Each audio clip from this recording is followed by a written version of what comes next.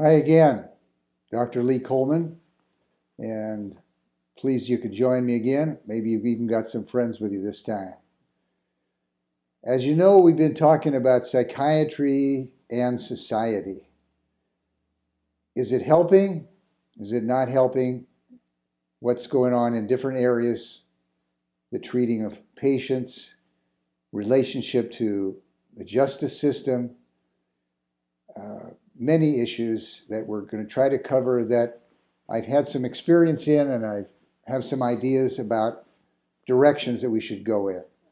Obviously, this is not going to happen from just a few people. We need everybody. That's why I'm so happy that you are here and you tell your friends.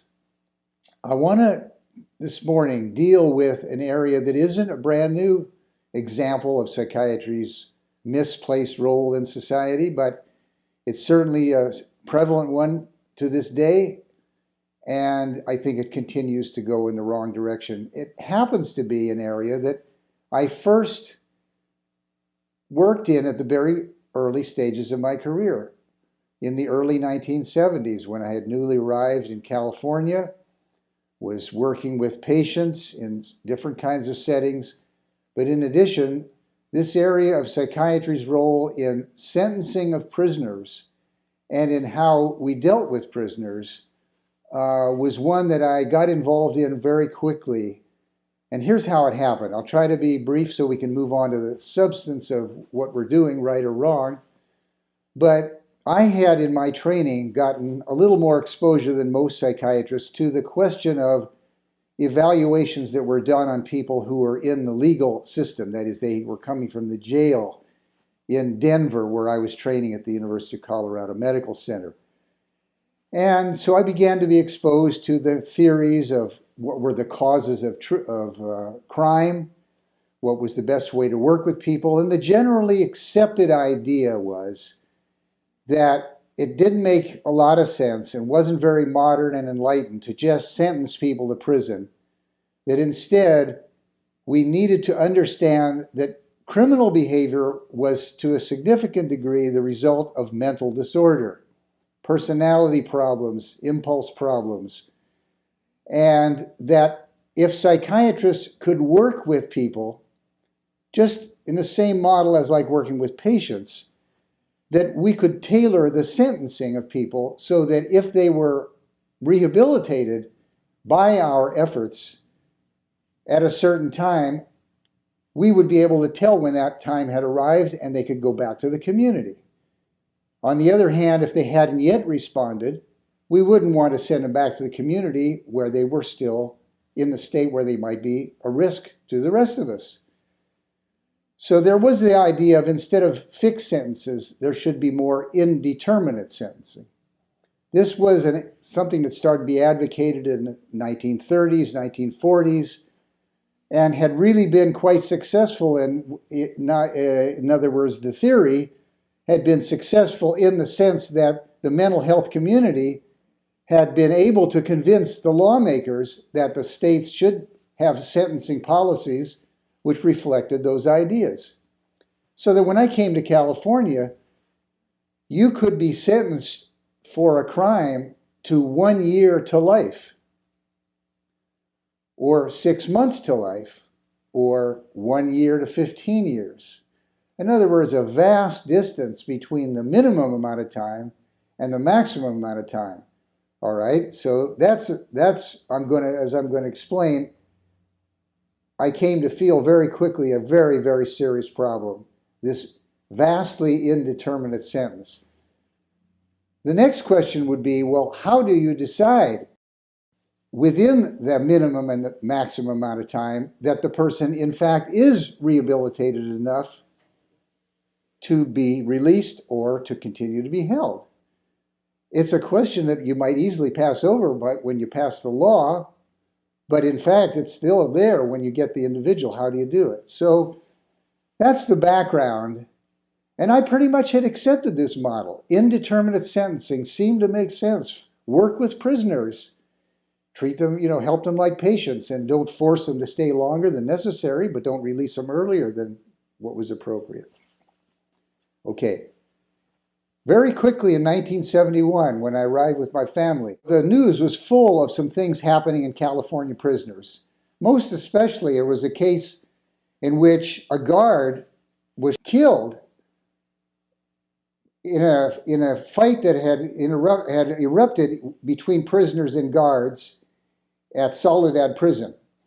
And there were 3 individuals who were accused of the crime. It was a question whether who had actually done it. So all this had to get untangled. Who was guilty of anything, if so, what, and so forth and so on. But what caught my attention most of all was that there was a book that came out by one of the prisoners. His name was George Jackson.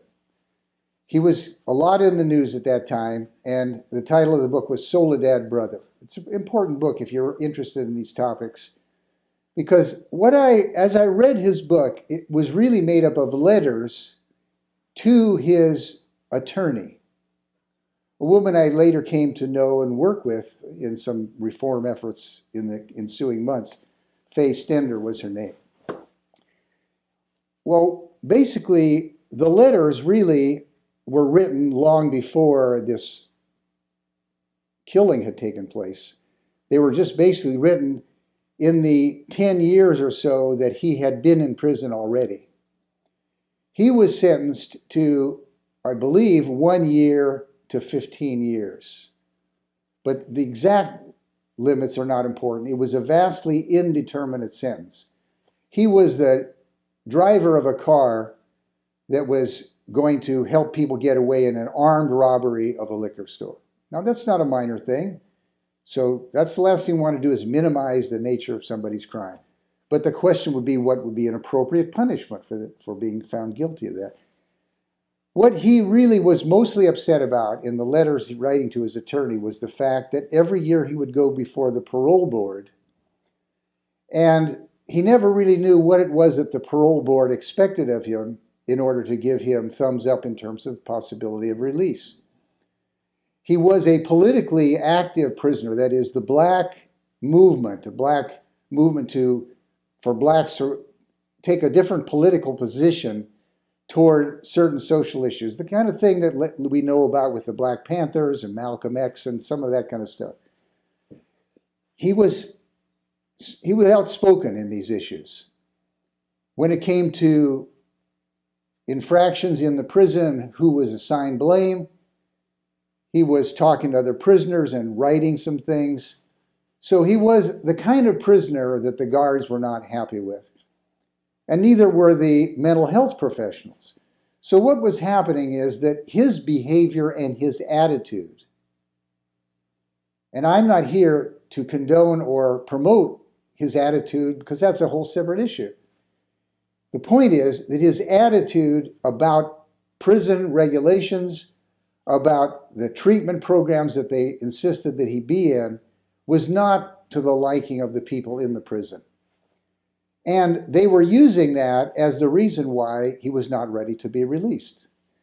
So what I came to feel from reading these letters was the theory of treating a prisoner until he was ready to be released based on ideas of rehabilitation was a nice sounding idea, was fundamentally wrong.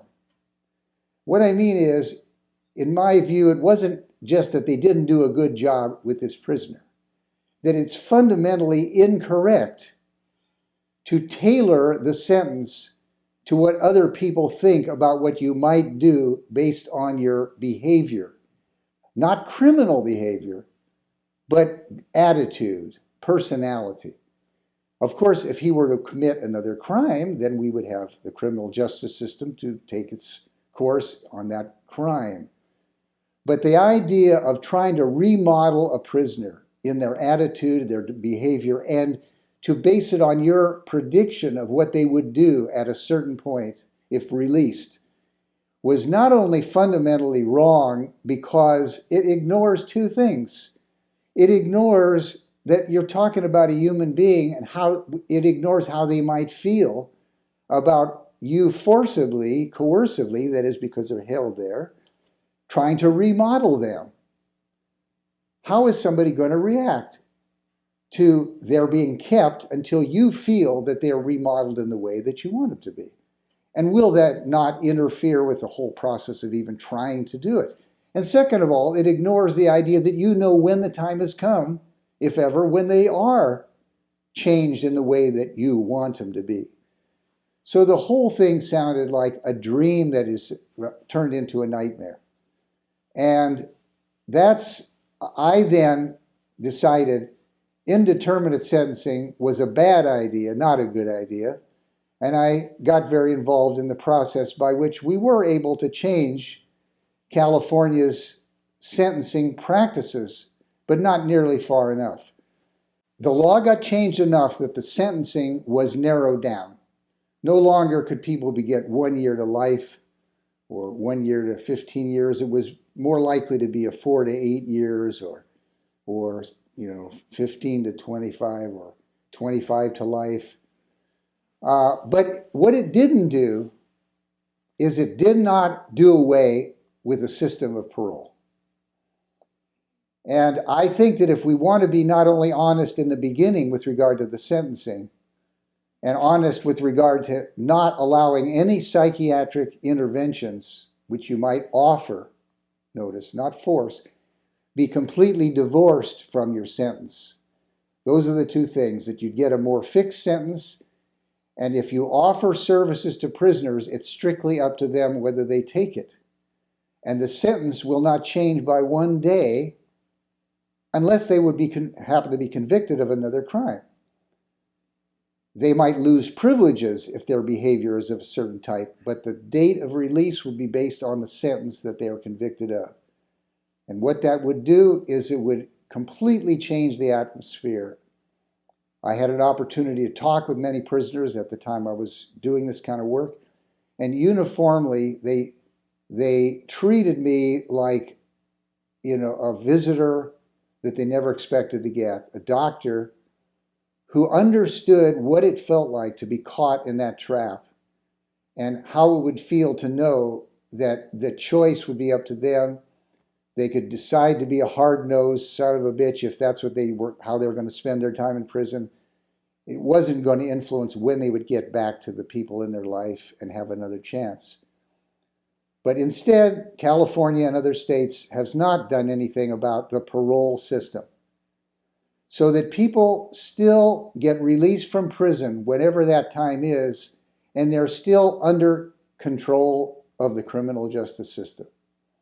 Now, what happens during that period of time can vary, but it still means that major portions of your life can still be controlled by doctors who can make a condition of your good behavior, that you take medications, that you live only in a certain place, who you spend time with.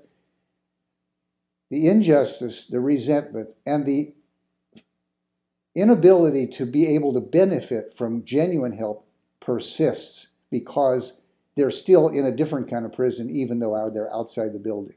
People can be brought back to prison if they're not satisfying the rules that have been established by the prison officials and by the judge who is now in charge of the release.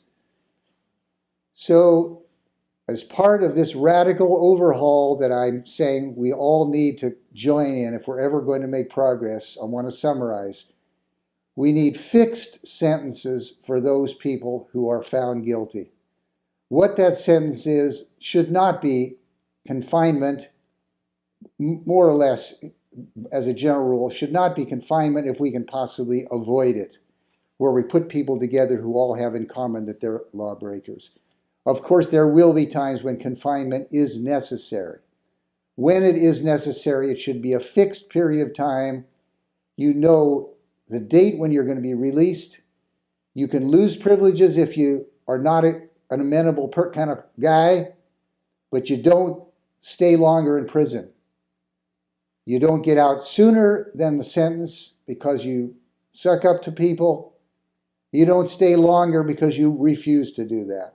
Treatment is from professionals, medical, psychiatric, and other helpers, is offered, but it does not influence your confinement. That's the model that I recommend. and it's based on the same principles we've been talking about. Once again, as always, thanks for being here, and I hope to see you next time.